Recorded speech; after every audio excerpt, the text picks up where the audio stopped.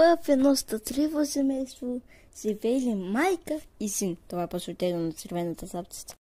Ей, Митко, папа ти е болна. Си можеш ли да отидеш при нея да се грижи за нея? Добре, мамо, си да погрижа за нея. Чао, мамо.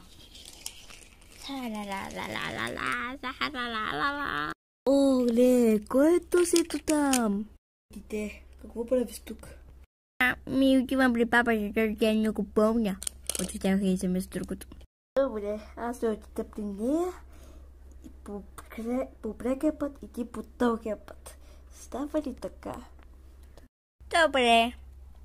Оле, колко съм изморена. Тъно някой той дойде. Кой е това? Тънота е... как беше бе? Тънота е... Тънота е мисълта той да ми помогне. Здрасти, папа. Папа, тук съм... Папо? Ти уби моята баба. Мислиш, че ще оцелееш ли? Бягай. Към планина. Яворски връх съм. О, не! Краят! Моля те, господине, не!